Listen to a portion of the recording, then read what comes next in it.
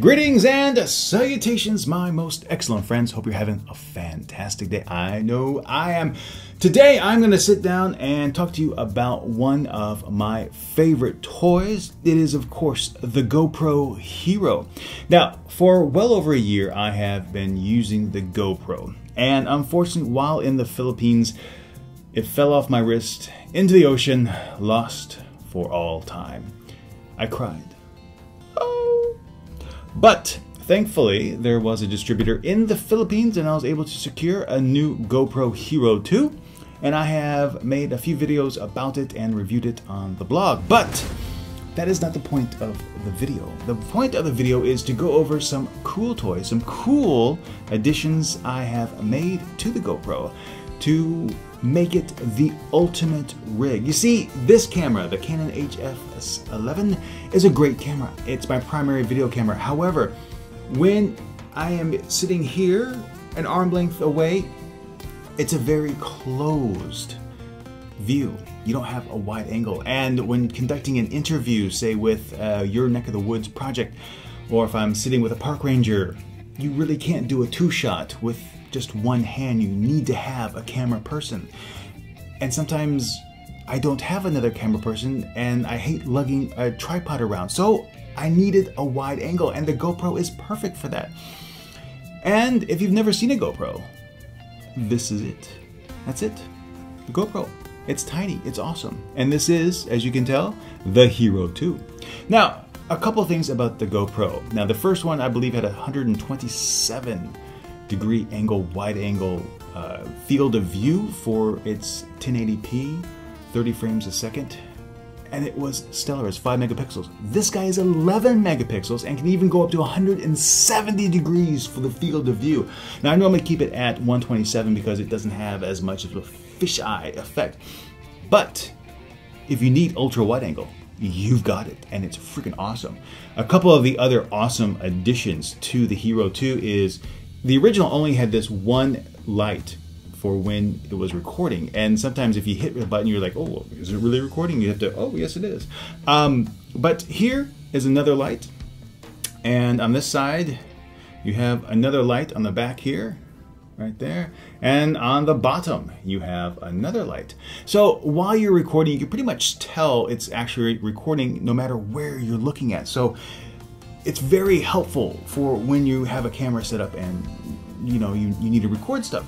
But one of the key features of the Hero2, or the Hero rather, was that it didn't have an LED display in the back, meaning that it didn't need to power a display, so the batteries would last an incredibly long time. Even though I have two batteries for the GoPro, very rarely, even doing the bike ride along the Han River, I went, there and back well over 2 hours. I think maybe I still had well over 50% of the battery. So recording HD video for 2+ hours straight didn't even, scratch the surface. So it's an incredibly efficient battery.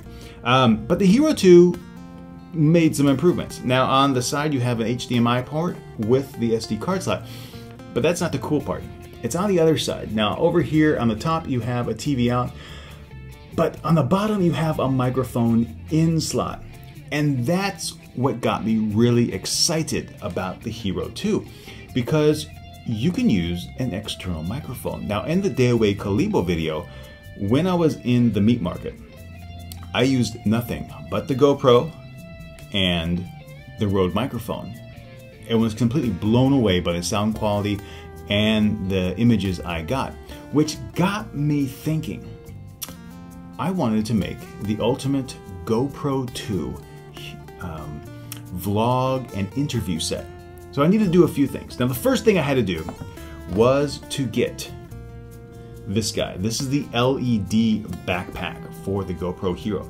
Now, as I said, this one doesn't have a LED backing on it, but it does have an accessory port. And all you do to attach it is snap it in, and there you go. So when you turn it on,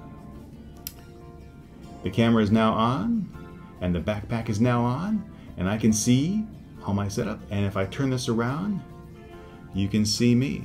Hi, how you doing? And that's pretty cool. The other thing that GoPro did once they came out with this model of camera is they came out with what they call the skeleton housing. Now the skeleton housing builds off the same design as the skeleton back door.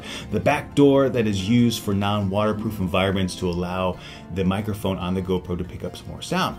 So you take the GoPro housing that is called the skeleton, you put the camera inside, and you have an incredible tool. You see, the GoPro Hero2 skeleton housing doesn't have a side.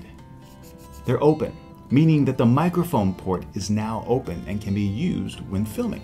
So if I take my rig that I normally use for filming, this guy right here, you can see the Rode microphone, the WinCat, the input, and of course the tripod mount.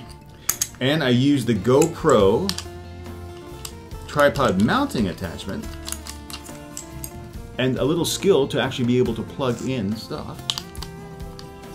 There we go.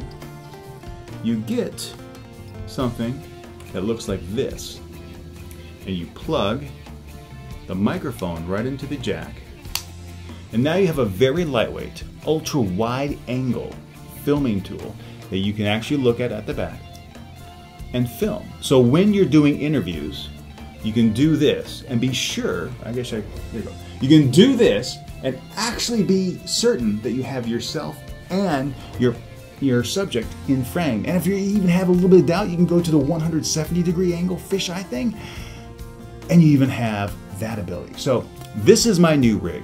I love it. I've used it a few times.